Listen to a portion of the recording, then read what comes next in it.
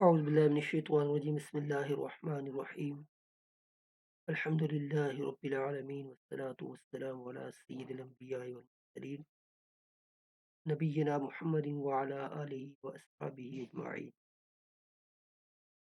This is Kashif Qureshi, lecturer Islamic Studies, Islamic History, Culture and Civilization, Interfaith Studies, Comparative Study of the World Religions and Arabic. So today we will try to discuss about the status of women in Islam. Human rights का एक topic है, CSS का एक बहुत ही important topic है human rights and obligation, और उस topics के अंदर मज़ीद सब टॉपिक्स हैं, जिस तरह वुमेन राइट्स हैं, माइनॉरिटी राइट्स हैं, पेरेंट्स राइट्स हैं, स्पाउस राइट्स हैं, डिफरेंट किस्म के क्या हैं इसके अंदर राइट्स आते हैं।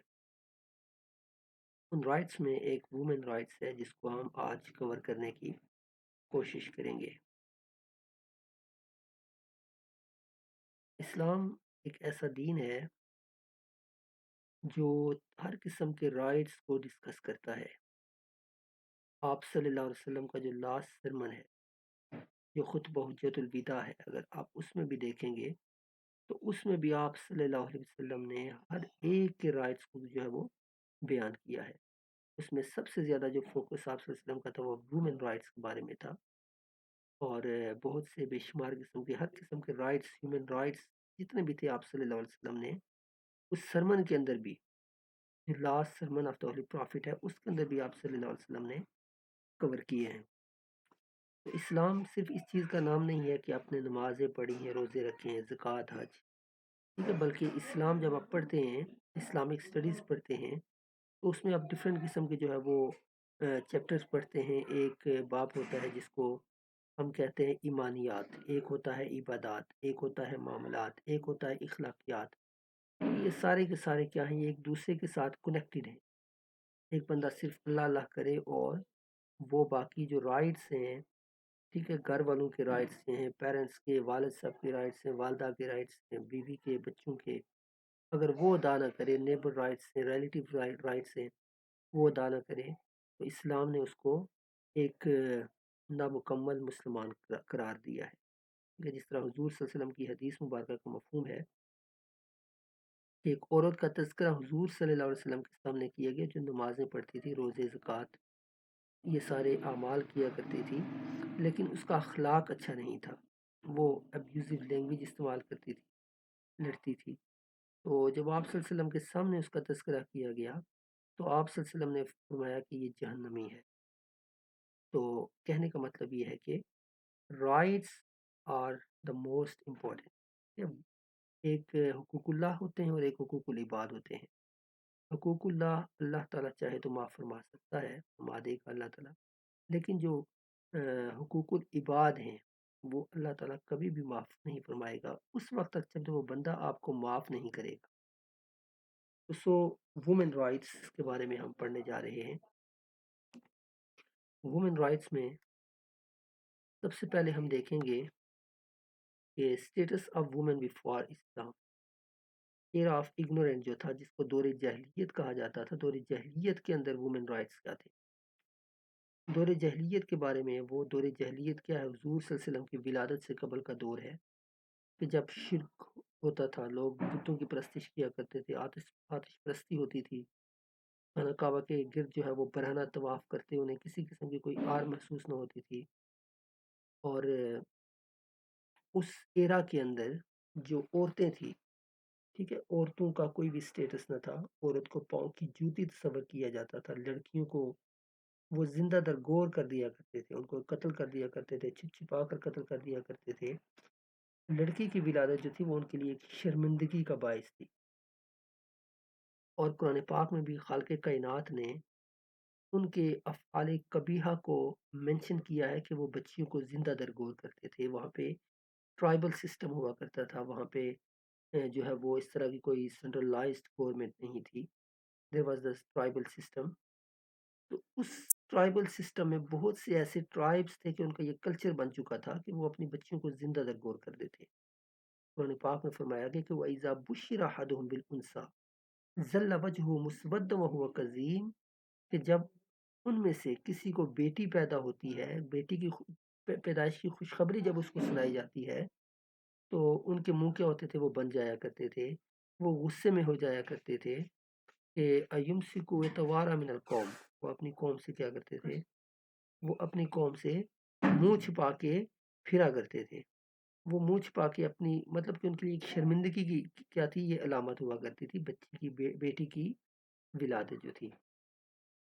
ایمسکو علی ہون ام یدسہ فی التراب، وہ سوچتے تھے کہ کیا کیا جائے، کیا اس کو زندہ درگور کر دیا جائے یا پھر اس کو ذلت کے ساتھ اس کی پرورش کی جائے۔ دو آپشنز ان کے پاس ہوا کرتے تھے، یا تو اس کو کی پرورش کرنا، اگر وہ پرورش کرتے بھی تھے تو بڑی ذلت کے ساتھ اس کی پرورش کرتے تھے، اور دوسرا آپشن کیا تھا ان کا، دوسرا آپشن ان کا تھا کہ اس کو زندہ درگور کر دینا۔ اور قرآن پاک کے اندر اللہ تعالیٰ نے ایک اور مقام پہ بھی فرمایا کہ وَإِذَا الْمَوْءُودَةُ سُئِلَتْ بِأَيِّ ذَنبٍ قُتِلَتْ، and when the girl who was buried alive is asked for what sin she was killed، ٹھیک ہے، کہ جب زندہ درگور لڑکی جو ہے وہ پوچھے گی، بچی جو ہوگی وہ پوچھے گی کہ وہ کس قصور میں مارے گی، اس کو کیوں قتل کیا گیا، کیا ریزن تھا،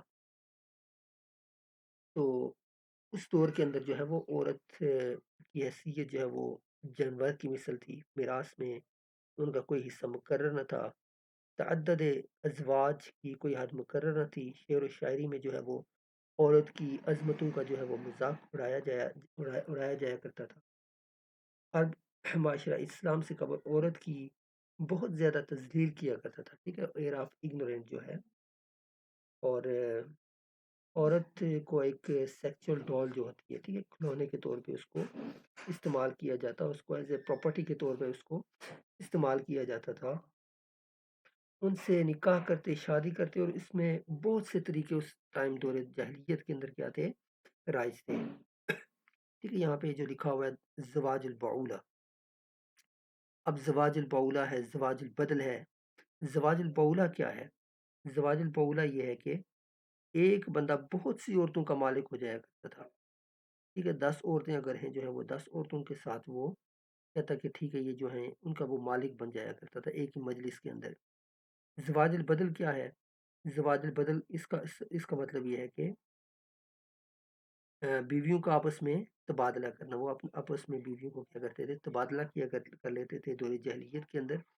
نکاح متع جو ہے یہ دور حاضر کے اندر بھی ہے، وہ ایک ٹائم کے لیے نکاح ہوتا ہے، اس کے بعد پھر جو ہے وہ دونوں ایک دوسرے سے جدا ہو جایا کرتے ہیں۔ یہ دور حاضر کے اندر بھی جو شیعہ اسکول آف تھاٹ ہے، اس کے بہت سے جو سیکٹس ہیں اس کے اندر یہ چیز کیا ہے، ایران کے اندر بھی یہ جائز ہے۔ نکاح الخزن جو ہے یہ ایک جس کو ہم کہتے ہیں کہ لو میرج جو ہوتی ہے دور حاضر کے اندر، یہ بھی اسی طرح کا، جس کے اندر جو ہے وہ خطبہ اور اس طرح کی جو ہے وہ مہر اور یہ چیزیں نہیں ہوا کرتی تھی۔ نکاح الدغینہ، ٹھیک ہے، نکاح الدغینہ بھی جو ہے یہ ایک ٹائپ ہے۔ جنگ کے بعد مال اور قیدی جو ہاتھ لگتے تھے، اور جہلیت میں فاتح کے لیے مفتوح کی جو عورتیں تھیں، مال وغیرہ سب یہ عورتیں جو ہے یہ فاتح کی ملکیت ہو جایا کرتی تھی۔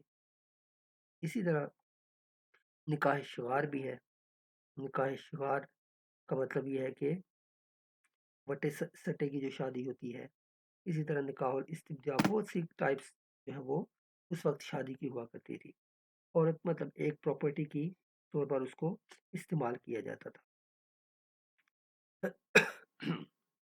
لیکن جب اسلام آتا ہے تو آپ صلی اللہ علیہ وسلم نے اس بگڑے ہوئے معاشرے کو، وہ جو ایک کرپٹ قسم کا معاشرہ تھا، وہ بگڑا ہوا جو معاشرہ تھا، آپ صلی اللہ علیہ وسلم نے اس بگڑے ہوئے معاشرے کو ایک جو ہے وہ سویلائز سوسائٹی آپ صلی اللہ علیہ وسلم نے معاشرہ بنا دیا، اپنی ٹیچنگ کے ذریعے سے، اپنی پریچنگ کے ذریعے سے آپ صلی اللہ علیہ وسلم نے ان میں بہت سی ریفارمز لائی اور ان کو ایک سویلائز سوسائٹی بنا دیا، سویلائز پیپل بنا دیا آپ صلی اللہ علیہ وسلم نے۔ آپ صلی اللہ علیہ وسلم نے ان کو بتایا کہ لا تکرہوا البنات فإنہن المؤمنات الغالیات، کہ بیٹیوں کو ناپسند نہ کیا کرو، یہ تو بڑی محبت کرنے والی اور بہت ہی قدر کے لائق ہوا کرتی ہیں۔ اور آپ صلی اللہ علیہ وسلم فرماتے ہیں کہ تم میں سے بہترین وہ لوگ ہیں جو اپنی عورتوں کے حق میں بہت اچھے ہیں۔ اسی طرح اگر ہم دیکھتے ہیں کہ status of women in other religions, باقی جو مذاہب ہیں اس کے بارے میں کہ عورت کا اسٹیٹس کیا ہے باقی مذاہب میں، عورت کا اسٹیٹس کیا ہے؟ تو جدہ